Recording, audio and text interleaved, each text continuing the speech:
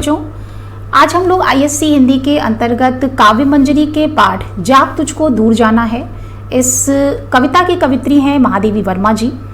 इस कविता की हम लोग पूरी व्याख्या देखेंगे और महादेवी वर्मा जी के संबंध में ऑलरेडी बच्चों मैंने आप लोगों को बता दिया है, तो उस वीडियो के माध्यम से आप उनके जीवन एवं साहित्यिक परिचय से परिचित हो सकते हैं।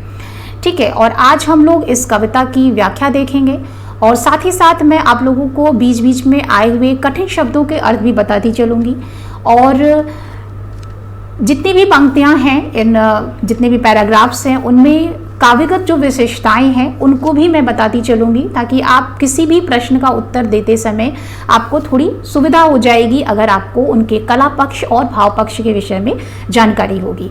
ठीक है, तो मैं बीच बीच में उसके संबंध में भी आपको बताती चलूँगी। तो हम लोग देखते हैं जाग तुझको दूर जाना है इस कविता की व्याख्या। जाग तुझको दूर जाना है, इस कविता की कवित्री हैं महादेवी वर्मा जी और मूल रूप से ये एक उद्बोधन गीत है।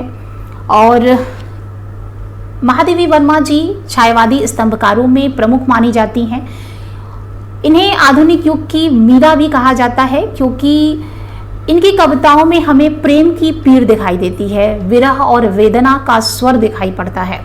ठीक है, तो इनकी अधिकांश कविताएं विरह से युक्त हैं, इसलिए इन्हें विरह की कवित्री भी कहा जाता है। ठीक है, और जाग तुझको दूर जाना है ये कविता जागरण का संदेश देती हुई कविता है और इस कविता के माध्यम से कवित्री देशवासियों को, देशभक्तों को ये संदेश दे रही हैं कि उन्हें अपने कर्तव्य पथ पर निरंतर अग्रसर होते जाना है।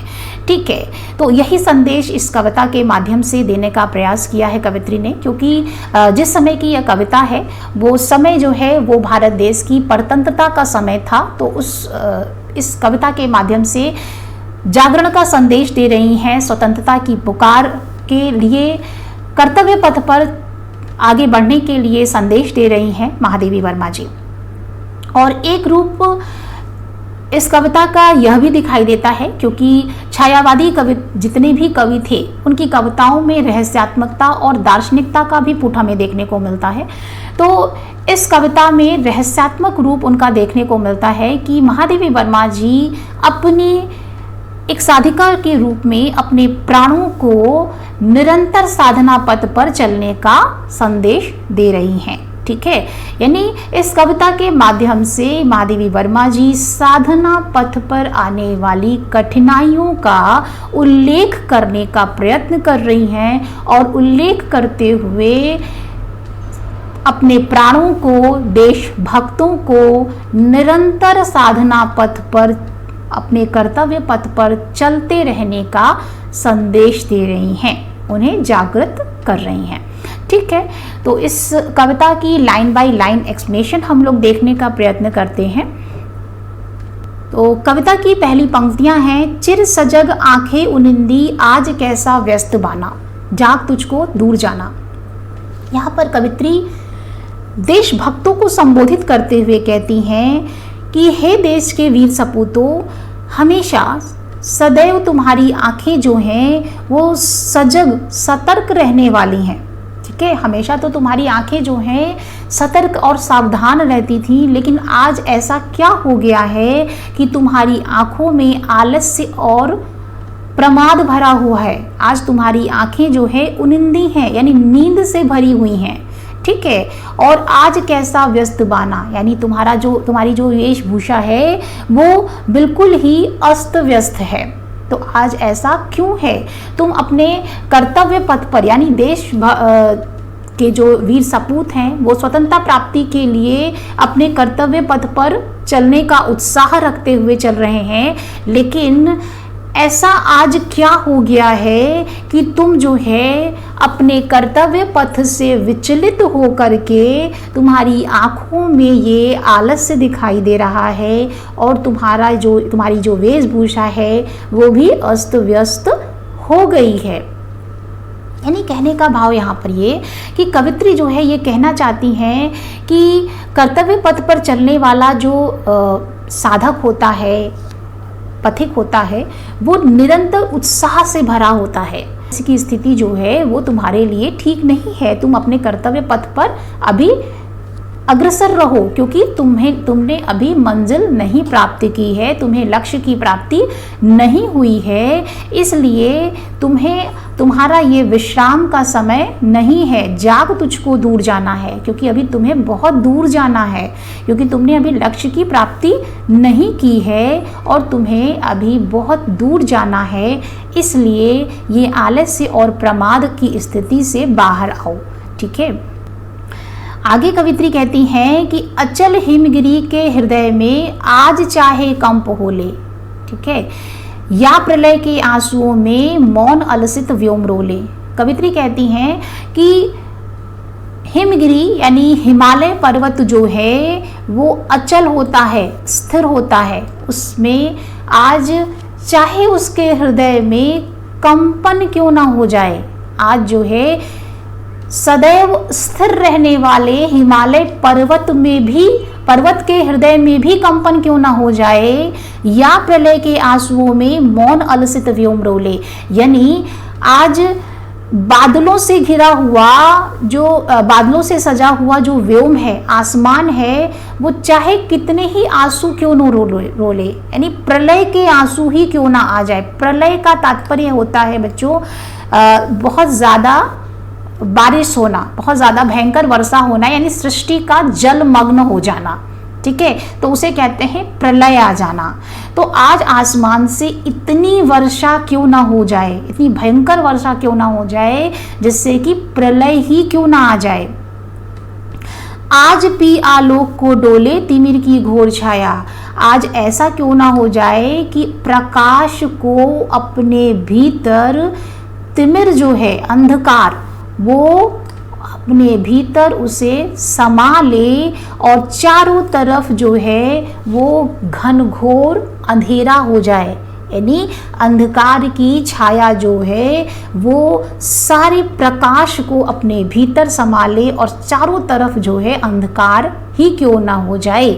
आज या विद्युत शिखाओं में निठुर तूफान बोले। आज ऐसा क्यों ना हो जाए कि आसमान में कड़कने वाली जो बिजली की जो शिखाएं हैं, बिजली की जो चोटियां हैं, वो चमकती रहें और निष्ठुर तूफान बोले, यानी बहुत ही निर्दयी तूफान ही क्यों ना आ जाए। ठीक है, कहने का तात्पर्य यहाँ पर यह है कि सृष्टि, यहाँ पर दैविक बाधाओं की बात कर रही हैं महादेवी वर्मा जी। तो उनका ये कहना है कि जो प्राकृतिक बाधाएं हैं, प्राकृतिक जो चीज़ें हैं, वो जो सदैव स्थिर रहने वाली हैं, उनमें भी अस्थिरता क्यों ना आ जाए। यानी यहाँ पर हिमगिरी जो कि सदैव स्थिर रहता है, उसमें भी कंपन क्यों ना हो जाए। आज आसमान जो है वो इतना भयंकर, इतनी वर्षा उससे हो जाए कि प्रलय की स्थिति ही क्यों ना आ जाए, या फिर चारों तरफ इतना अंधेरा हो जाए कि एक कण भी न दिखे, यानी प्रकाश की किरणें रहे ही न रहें, चारों तरफ अंधकार ही क्यों ना हो जाए। और तूफान, ये जो विद्युत शिखाएं हैं, यानी जो बादलों में बिजली कड़कती है, वो अपनी निष्ठुर आवाज से पूरी तरह से निर्दयी रूप से तूफान क्यों ना आ जाए, यानी बहुत भयंकर तूफान ही क्यों ना आ जाए। पर तुझे है नाशपथ पर चिन्ह अपने छोड़ जाना, जाग तुझको दूर जाना। यानी नाशपथ, यानी आज जो है चाहे ये नाश वेला, यानी सृष्टि के विनाश की वेला ही क्यों ना जाइए, जब ये सारी स्थिति जो है वो भयंकर रूप में हो जाएगी, तो ये क्या हो जाएगा, नाशपथ हो जाएगा, यानी सृष्टि के विनाश की स्थिति बन जाएगी। लेकिन इस विनाश पथ पर भी तुम्हारे कदम डगमगाने नहीं चाहिए। तुम इस नाश पथ पर भी अपने कदमों के निशान छोड़ जाना, यानी तुम्हें इस नाश पथ को पार कर जाना है। अपनी जो तुम्हारे भीतर जो उत्साह है, उस उत्साह के साथ आगे बढ़ो, ताकि ये भयंकर जो विनाश की स्थिति है उसको तुम पार कर जाओ। यानी ये जो बाधाएं हैं, प्राकृतिक बाधाएं, ये बाधाएं भी जो हैं वो तुम्हारे उद्देश्य की पूर्ति में बाधक न बन सकें। ठीक है, यानी ये विभिन्न जो प्रकार की जो बाधाएं हैं वो भी तुम्हें विचलित न कर सकें और तुम अपने लक्ष्य की प्राप्ति के लिए इन बाधाओं को भी पार कर जाओ। इस नाश पथ पर भी अपने निशान छोड़ जाओ, अपने कदमों की छाया, अपने कदमों के चिन्ह छोड़ जाओ। जब तुझको दूर जाना है, यानी हे पथिक, हे साधक, हे देश के वीर सपूतों, देशभक्तों, तुमको अभी बहुत दूर जाना है। तुम्हारा साधना पथ जो है वो अभी लंबा है, तुम्हें अपनी मंजिल नहीं प्राप्त हुई है, अपने लक्ष्य की प्राप्ति अभी नहीं हुई है।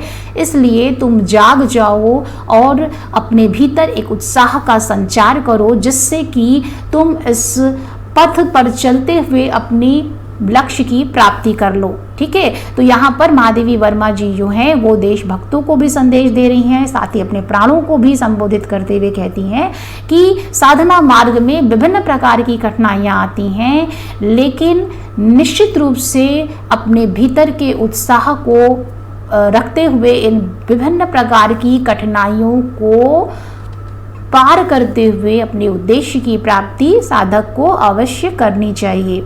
ठीक है, तो इसकी काव्यगत विशेषताओं को बच्चों मैंने यहाँ पर लिख दिया है, आप नोट भी कर सकते हैं। तो इन पंक्तियों में हमें देखने को मिलता है कि महादेवी वर्मा एक सच्ची साधिका के रूप में सामने आती हैं, क्योंकि महादेवी वर्मा जी एक साधक के रूप में अपने प्राणों को भी यहाँ पर संबोधित करके उसे उद्बोधित करने का प्रयास कर रही हैं। ठीक है, और साधना पथ में आने वाली जो विभिन्न प्रकार की बाधाएं हैं उनको भी उन्होंने प्रतीकात्मक शब्दावली में प्रस्तुत करने का प्रयास किया है। और वीर रस की पंक्तियां दिखाई देती हैं, इनकी भाषा भी जो है इन पंक्तियों में ओज गुण प्रधान है। ठीक है, अलंकार भी है इसमें। तो इन पंक्तियों में हमें हिमगिरी के हृदय में कंप, व्योम का रोना, तिमिर का डोलना और तूफान के बोलने की चर्चा की गई है। और इस प्रकार से इसमें प्रकृति का मानवीकृत रूप देखने को मिलता है, तो मानवीकरण अलंकार है। ठीक है, तो जब भी आपको इस तरह का कला पक्ष या भाव पक्ष लिखने के लिए आता है इस कविता का, तो उसमें भी आप इन पंक्तियों को लिख सकते हैं। ठीक है, आगे चलते बच्चों, हम लोग अगली पंक्तियां देखते हैं। पद्यांश 2 है आपका, बांध लेंगे क्या तुझे यह मोम के बंधन सजीले, पंथ की बाधा बनेंगे तितलियों के पर रंगीले। यहाँ पर कवित्री अभी तक क्या कर रही थी? अभी तक कवित्री ने दैविक बाधाओं, प्राकृतिक बाधाओं की बात की थी, यानी कर्तव्य पथ पर चलते हुए विभिन्न प्रकार की प्राकृतिक बाधाएं आती हैं, लेकिन अपने कर्तव्य पथ से विचलित नहीं होना चाहिए। अब यहाँ पर सांसारिक बाधाओं की बात कर रही हैं। यहाँ पे सांसारिक बाधाओं, रिश्ते नातों की बात कर रही हैं। कहती हैं कि बांध लेंगे क्या तुझे या मोम के बंधन सजीले, यानी ये जो बंधन है, ये रिश्ते नाते, सांसारिक मोह माया के जो बंधन है, हमारे रिश्ते नाते हैं, वो क्या है? वो मोम के समान है। मोम जो कि क्षण भर में पिघल जाता है, तो उस के ही समान हमारे ये रिश्ते नाते हैं। तो यहाँ पर कवित्री कहती हैं कि क्या ये जो मोम के बंधन हैं, जो ये सुंदर लगने वाले, सजीले लगने वाले ये जो रिश्ते नाते हैं, वो क्या तुम्हें अपने बंधन में बांध लेंगे? पंथ की बाधा बनेंगे तितलियों के पर रंगीले। यहाँ पर कवित्री कह रही हैं कि तितलियों के पर के समान सुंदर, सजीले, रंगीले, रंग बिरंगे पंखों वाले ये जो सांसारिक सुख सुविधाओं का आकर्षण है, यानी जो चमक धमक है, ये सारे जो आकर्षण है, इनके आकर्षण में फंस करके क्या ये सारी जो चीज़ें हैं वो तुम्हारे पथ की बाधा बन जाएंगे? यानी इनके आकर्षण में क्या तुम फंस जाओगे और अपने उद्देश्य से विचलित हो जाओगे, यानी तुम्हारे पंथ की बाधा बन जाएंगे। ये विश्व का क्रंदन भुला देगी मधुप की मधुर गुनगुन। कवित्री आगे कहते हैं कि ये जो भौरे की जो गुंजन की आवाज़ है, सुंदर मधुर संगीत है उसका, उसके संगीत में डूब करके तुम क्या विश्व का क्रंदन भुला दोगे, यानी तुम जो संसार का जो रुदन है, जो भारत माता के भारतवासियों की जो दुख है, उनका जो रोना है, वो तुम्हें क्या भूल जाएगा। यानी तुमने भारत माता को स्वतंत्र कराने का जो बीड़ा उठाया था, जो उद्देश्य तुमने अपने उद्देश्य लेकर के तुम अपने कर्तव्य पथ पर चले थे, तो क्या तुम ये जो भौरे की मधुर गुंजन है, उसमें उस संगीत में डूब करके तुम उनका रुदन भूल जाओगे। ठीक है, आगे कवित्री कहती हैं कि क्या डुबा देंगे तुझे यह फूल के दल ओस गीले। यानी फूल जो है उसकी जो पंखुड़ियाँ, यानी फूल के दल का मतलब फूलों की जो पंखुड़ियाँ हैं, उस पर ओस की बूंदें जब पड़ी होती हैं तो वो बहुत ही सुंदर लगती हैं। ठीक है, यानी फूल की सुंदरता सबसे ज़्यादा उसी समय लगती है। तो उस फूल की जो सुंदरता है, उस फूल की सुंदरता, उस ओस की जो बूंदें हैं, उन ओस की बूंदों में क्या तुम डूब जाओगे, यानी उसकी सुंदरता में क्या तुम डूब जाओगे। तू ना अपनी छा को अपने लिए कारा बनाना। कवित्री कहती हैं कि जिस प्रकार से मनुष्य की जो छाया है वो क्या होती है, वो क्षणिक होती है, यानी कुछ समय के लिए होती है। तो यहाँ पर ये जो सांसारिक मोह माया और बंधन हैं, वो भी क्या हैं, वो क्षणिक हैं, वो कुछ समय के लिए ही हैं। इसीलिए कवित्री कहती हैं कि तुम इसे अपनी कारा मत बनाना, यानी अपनी जेल, अपने लिए जेल मत बना लेना, यानी इनके बंधन में तुम बंध करके अपने कर्तव्य पथ से विचलित मत हो जाना। ठीक है, तुमने भारत माता को स्वतंत्र कराने का जो बीड़ा उठाया है, उस पथ पर चलते हुए तुम्हें ये सारी जो चीज़ विघ्न बाधाएं हैं, उनका सामना तुम्हें करना ही पड़ेगा। क्योंकि ये सभी जो रिश्ते नाते हैं, ये सभी जो सांसारिक सुख सुविधाएं हैं, ये सब क्या हैं, क्षण भर के लिए हैं। ये सभी सुख सुविधाएं क्या है, वो क्षण भर के लिए आकर्षित करती हैं मनुष्य को और अपने आकर्षण में उन्हें फंसा लेती हैं। और तुम जो है अपने कर्तव्य पथ पर जो चल रहे थे उसमें तुम्हें बाधा उत्पन्न करेंगी और इससे तुम लेकिन विचलित मत होना, तुम इसे अपने लिए जेल मत बना लेना। जाग तुझको दूर जाना है, तुम जागृत हो जाओ। इन सारी चीज़ों, इन बाधाओं को तुम पार करते हुए जागृत हो जाओ, क्योंकि तुम्हें अभी बहुत दूर जाना है, क्योंकि तुम्हारी मंजिल तुम्हें नहीं मिली है, तुम्हारा उद्देश्य अभी प्राप्त नहीं हुआ है। तुम अपने लक्ष्य की प्राप्ति के लिए अपने कर्तव्य पथ पर निरंतर अग्रसर रहो।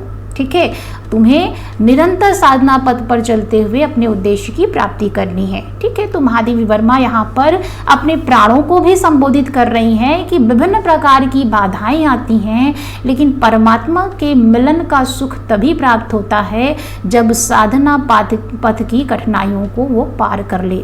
ठीक है, तो इन पंक्तियों के माध्यम से कवित्री सांसारिक रिश्ते नाते और विभिन्न प्रकार की जो आकर्षण हैं उन सब की बात कर रही हैं और ये बताना चाहती हैं कि ये सभी जो हैं क्षणिक हैं, यानी ये जो सारी सुख सुविधाएं हैं वो क्षण भर की हैं और इन सब से के बंधन में व्यक्ति को नहीं फंसना चाहिए, अपने कर्तव्य पथ पर निरंतर अग्रसर रहना चाहिए।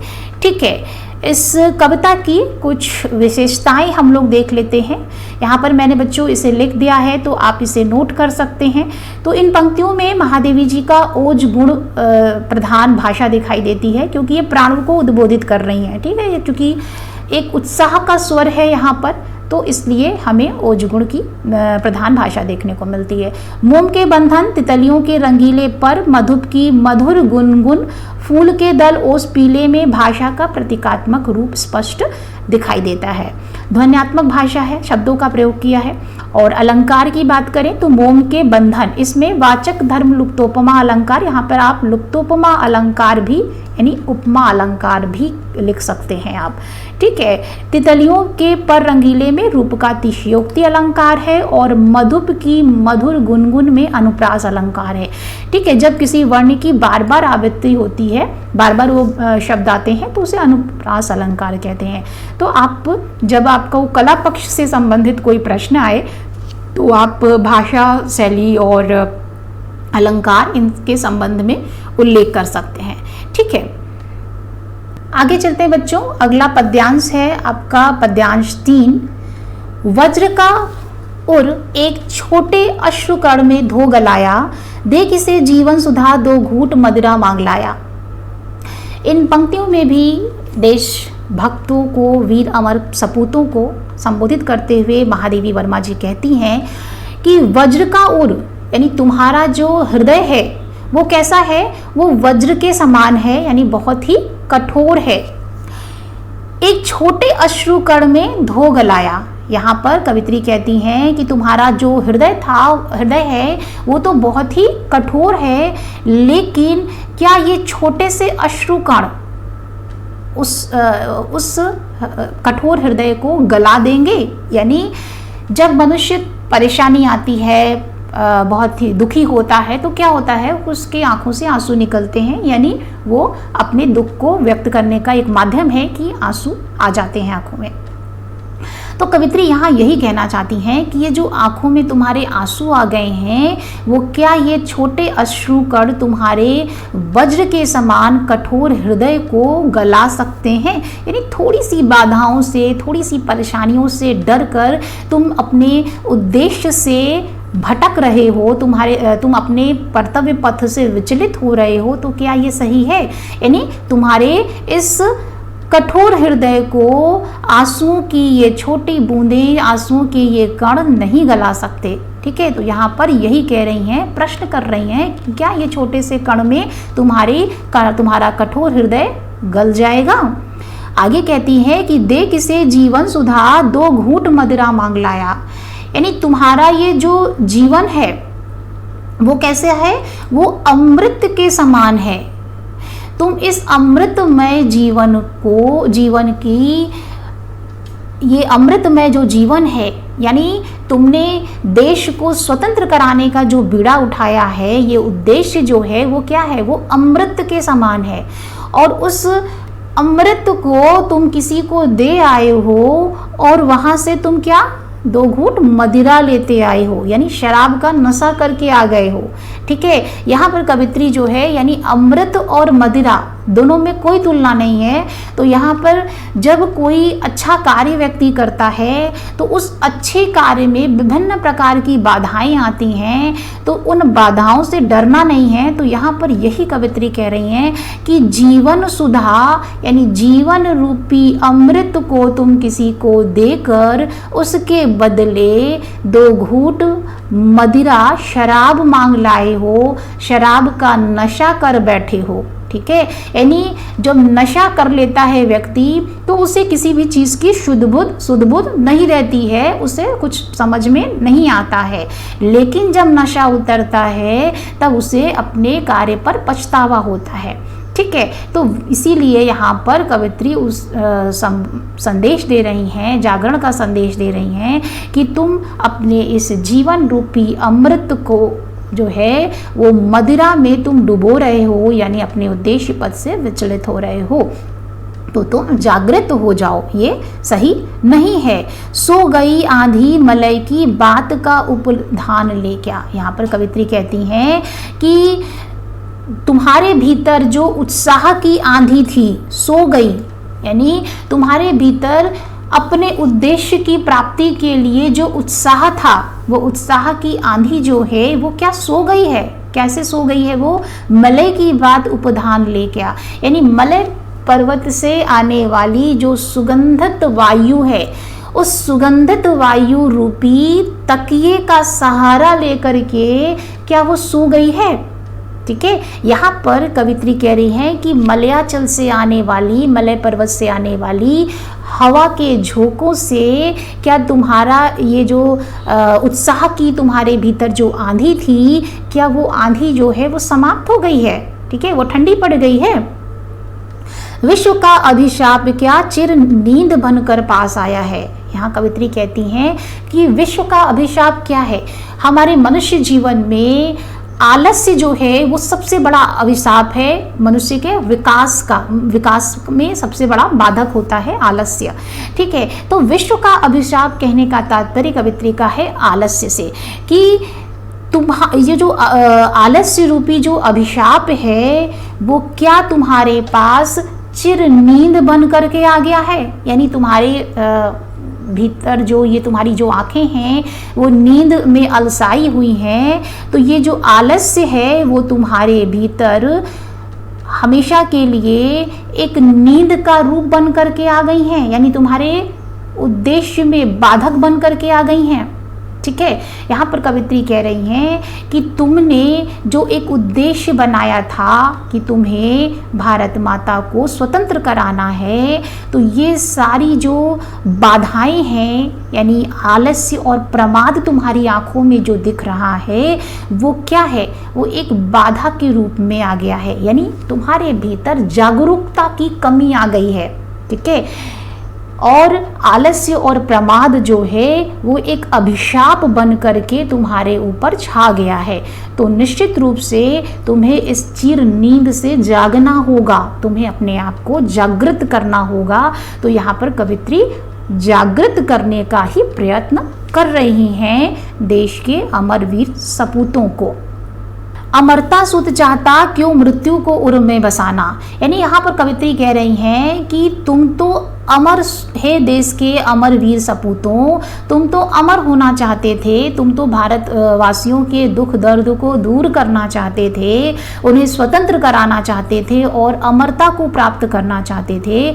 लेकिन आज ऐसा क्या हो गया जो तुम्हारे हृदय में मृत्यु का डर समा गया है। ठीक है, मृत्यु का डर समा गया है, क्योंकि जब व्यक्ति किसी अच्छे कार्य के लिए, जनहित के कार्य के लिए आगे बढ़ता है तो निश्चित रूप से उसके मार्ग में बहुत सारी बाधाएं आती हैं। ऐसा भी हो सकता है कि उसे अपने प्राणों का बलिदान करना पड़े, लेकिन उसके इस कार्य के लिए जीवन भर, जीवन पर्यंत, उसके मृत्यु के पश्चात भी उसे याद रखा जाता है, वो अमर हो जाता है। यानी ये शरीर जो है वो क्षण भंगुर है और आत्मा क्या है, वो अजर अमर है। यहाँ पर कवित्री का रहस्यात्मक रूप देखने को हमें मिल रहा है। तो कवित्री यही कहना चाहती हैं कि हे देश के अमर वीर सपूतों, तुम तो अमर होने की लालसा से आगे बढ़े थे, लेकिन आज ऐसा क्या हो गया जिससे तुम्हारे हृदय में मृत्यु का डर समा गया है। ठीक है, तो जाग तुझको दूर जाना है, तो फिर से संबोधित कर रही हैं, फिर से जागृत करने का प्रयास कर रही हैं। कहती हैं कि तुम्हें बहुत दूर जाना है, इसलिए तुम जागृत हो जाओ, तुम अपने मन से ये सारे भय, दुख, डर की जो भावना है उसे निकाल दो, क्योंकि कर्तव्य पथ पर विभिन्न प्रकार की बाधाएं आएंगी। लेकिन तुम अगर दृढ़ प्रतिज्ञ हो, तुम्हारे भीतर अपने उद्देश्य को प्राप्त करने की इच्छा शक्ति जो है वो बिल्कुल निश्चित है, दृढ़ है, तो निश्चित रूप से तुम अपनी सफलता ज़रूर प्राप्त करोगे। तो इस प्रकार की बाधाओं से तुम बाहर आ जाओ, उबर आओ, क्योंकि ये जो शरीर है वो तो क्षणभंगुर है, वो तो नष्ट ही होना है। तो निश्चित रूप से किसी अच्छे कार्य के लिए तुम्हें विभिन्न प्रकार की बाधाओं को पार करना ही होगा और तुम्हें अपने कर्तव्य पथ पर चलते हुए अपने उद्देश्य की प्राप्ति करनी होगी। ठीक है, तो इसके लिए तुम जाग जाओ, क्योंकि तुम्हारी मंजिल अभी तुम्हें नहीं मिली है, इसलिए तुम जाग जाओ, क्योंकि तुम्हें बहुत दूर जाना है। ठीक है, तो इन पंक्तियों के माध्यम से कवित्री जो हैं ये कहना चाहती हैं कि आत्मा जो है वो अजर और अमर है और ये शरीर जो है वो क्षणभंगुर है। ठीक है, और अपने प्राणों को भी संबोधित कर रही हैं कि विभिन्न प्रकार की जो बाधाएं हैं साधक के मार्ग में, वो बाधाएं जो हैं उसे उन बाधाओं को, कठिनाइयों को पार करते हुए अपनी साधना पथ पर निरंतर अग्रसर रहना चाहिए, ताकि उसे अपने उद्देश्य की प्राप्ति हो सके। ठीक है, कुछ काव्यगत विशेषताएं हैं इन पंक्तियों की, जैसे कि इन पंक्तियों में हमें जीवन सुधा, मदिरा, आंधी, मलय की बात, आदि में प्रतीकात्मक शब्दों का प्रयोग किया गया है। ठीक है, ये प्रतीक रूप में महादेवी ने इसे स्पष्ट किया है।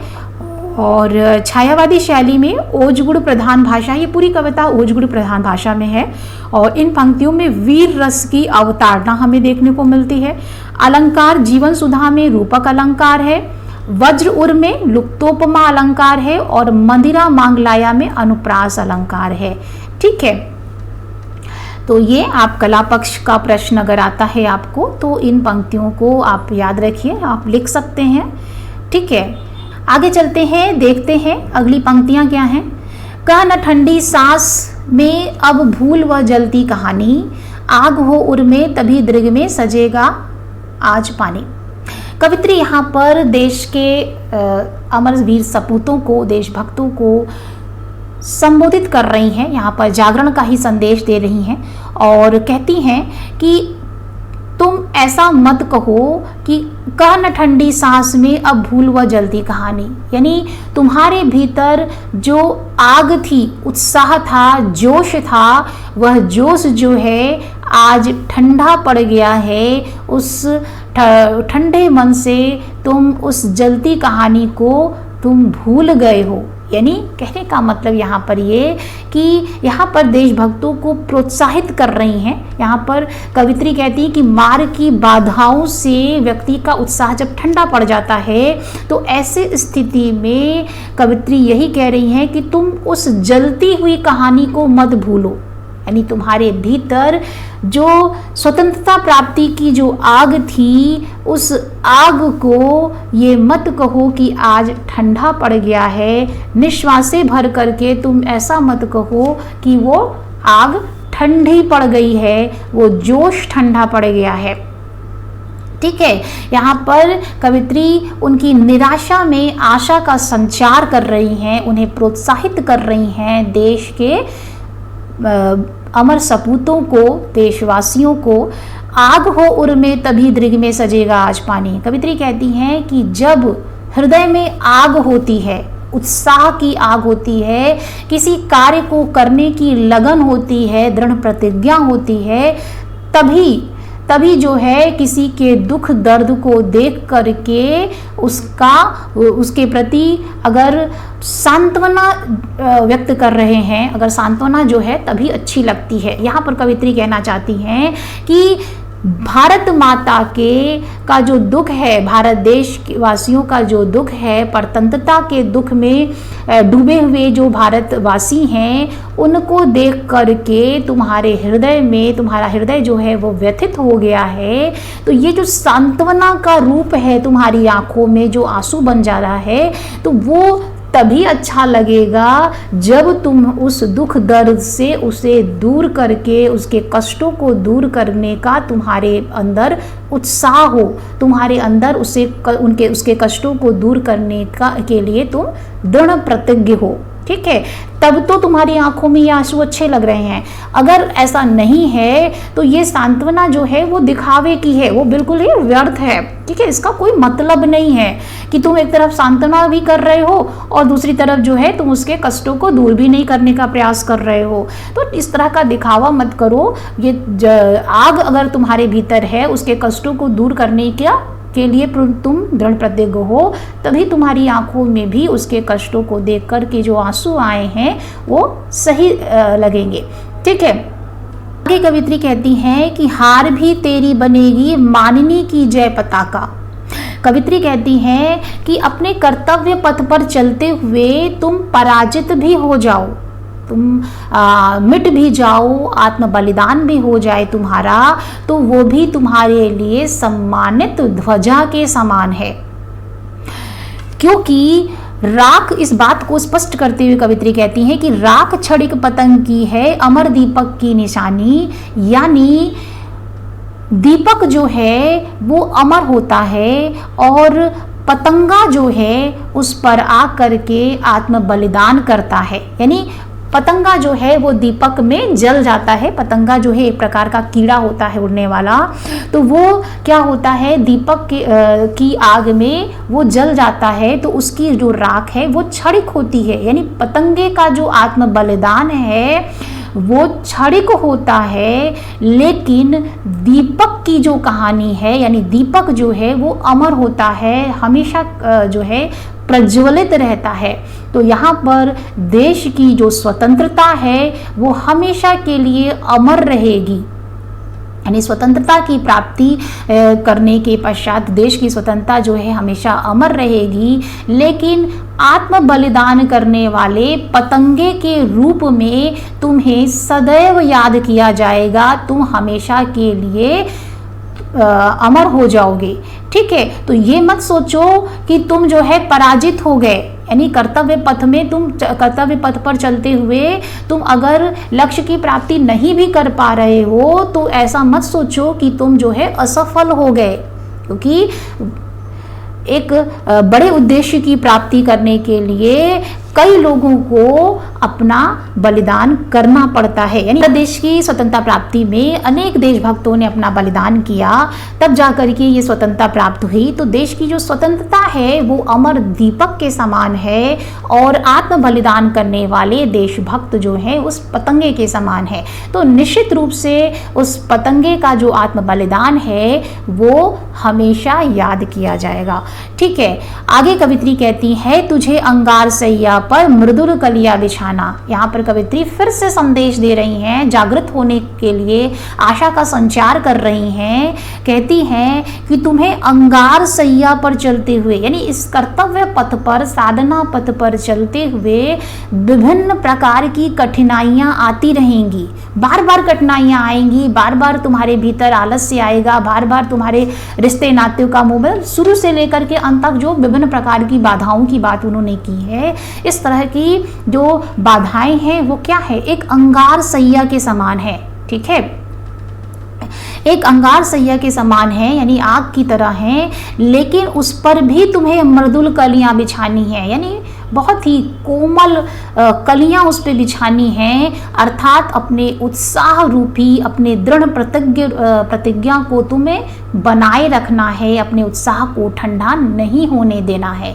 ठीक है, तो उसमें भी तुम्हें अपने उद्देश्य को एक कोमल रूप में लेना है, बहुत ही अच्छे रूप में लेते हुए अपने उद्देश्य की प्राप्ति चूंकि तुम्हें करनी है, तो उस उद्देश्य को तुम ये सोचो कि वो क्या है, वो कोमल कलियों के समान है। भले ही ये बाधाएं क्या हैं, वो आग की भांति हैं, लेकिन बाद में जब सुख की प्राप्ति होगी तुम्हें, स्वतंत्र भारत देश जो है स्वतंत्र हो जाएगा, तो उस समय जो स्थिति होगी, जो सुख होगा, वो कैसा होगा, वो मृदुल कलियों के समान होगा। तो इसलिए तुम अपने उद्देश्य को मृदुल कलियों के समान समझो और उसके प्रति हमेशा जागृत रहो। ठीक है, उसको प्राप्त करने के लिए हमेशा अपने मन में आशा का बीज बोते रहो, आशा को संचरित करते रहो। ठीक है, तो जाग तुझको दूर जाना है। कवित्री फिर से संदेश दे रही हैं कि हे साधक, हे कर्तव्य पथ पर चलने वाले देशभक्तों, तुम्हें बहुत दूर जाना है, तुम्हारा उद्देश्य अभी तुम्हें प्राप्त नहीं हुआ है, तुम्हारे लक्ष्य की प्राप्ति अभी तुम्हें नहीं हुई है, इसलिए तुम जागृत हो जाओ, इस प्रकार के आलस्य और प्रमाद से तुम निकल जाओ और तुम्हें बहुत दूर जाना है, इसलिए तुम अपने भीतर आशा का संचार बनाए रखो, इसलिए तुम जाग जाओ। ठीक है, तो ये सारी पंक्तियों, पूरी कविता जो है वो जागरण का संदेश दे रही है और इन पंक्तियों में भी कवित्री जो हैं जागृत करने का ही संदेश दे रही हैं और ये बताने का प्रयत्न कर रही हैं कि देश को स्वतंत्र कराने में बहुत सारे देशभक्तों का बलिदान हुआ, बहुत से लोगों ने अपना आत्म बलिदान किया, लेकिन देश की स्वतंत्रता जो है वो एक अमर दीपक की तरह है जो आज भी प्रज्वलित है। तो ठीक है, तो यहाँ पर उस समय परतंत्र भारत की कहानी है, तो उस समय जितने भी देशवासी थे, देशभक्त थे, उनको वो जागरण का संदेश दे रही हैं और साथ ही महादेवी वर्मा जो हैं वो अपने प्राणों को भी संदेश दे रही हैं कि ये जो सांसारिक सुविधाएं हैं और मोह माया का बंधन है, तो उससे बाहर निकल करके, चूँकि आत्मा जो है वो अजर और अमर है, तो आत्मा का परमात्मा से मिलन ही जो है वो सबसे बड़ा सुख है। ठीक है। तो उसके उद्देश्य की प्राप्ति के लिए निश्चित रूप से साधना मार्ग में बहुत सारी कठिनाइयाँ आती रहेंगी, लेकिन उत्साह का जो स्वरूप है उसे बनाए रखना है। तो निश्चित रूप से साधना पथ पे आने वाली कठिनाइयाँ जो हैं वो बाधाओं को वो पार करता चला जाएगा, ठीक है। तो यहाँ पर ये जागरण का एक गीत है और इन पंक्तियों में कवित्री जो है क्या कहना चाहती हैं, यहाँ पर ये विशेषताएं हैं, काव्यगत विशेषताएं हैं इन पंक्तियों की। ठंडी सांस, ये एक मुहावरे का प्रयोग किया है। इन पंक्तियों में प्रतीकात्मक भाषा के माध्यम से भावाभिव्यक्ति की गई है और जलती कहानी, अंगार सैया, मृदुल कलियां, ये प्रतीकात्मक रूप में है। अंगार सैया में रूपक अलंकार है, हार भी तेरी निशानी, ये उदाहरण अलंकार का प्रस्तुत किया है इस पंक्ति के माध्यम से, ठीक है। तो बच्चों यहाँ पर मैंने आपको कुछ काव्यगत विशेषताएं बता दी हैं, जिससे कि क्योंकि आपके एक प्रश्न बन सकता है इस पे कि प्रस्तुत कविता के कला पक्ष और भाव पक्ष पर को स्पष्ट कीजिए। तो आपने व्याख्या अच्छे से समझी हुई है और मैंने आपको कला पक्ष और भाव पक्ष के संबंध में भी बता दिया है। तो आप एक क्रम बनाते हुए इस प्रश्न का उत्तर भी लिख सकते हैं। और मैं उम्मीद करती हूँ बच्चों कि आपको ये पूरी कविता अच्छी तरीके से समझ में आ गई होगी और निश्चित रूप से जब आप व्याख्या को अच्छी प्रकार से समझे हैं और मैंने जितनी भी विशेषताएं बताई हैं भाव पक्ष और कला पक्ष से संबंधित, उसको भी आप ध्यान में रखते हैं, तो निश्चित रूप से आप प्रश्नों के उत्तर भी अच्छी प्रकार से दे पाएंगे, ठीक है। और व्याख्या को तो आप निश्चित रूप से अच्छे ढंग से समझिए, क्योंकि वो आपके लिए बहुत ही ज़रूरी है। तो मैं उम्मीद करती हूँ कि ये अच्छी तरीके से आपको समझ में आ गई होगी। मिलते हैं नेक्स्ट क्लास में, तब तक आप लोग अपनी पढ़ाई करते रहिए। All the best, thank you.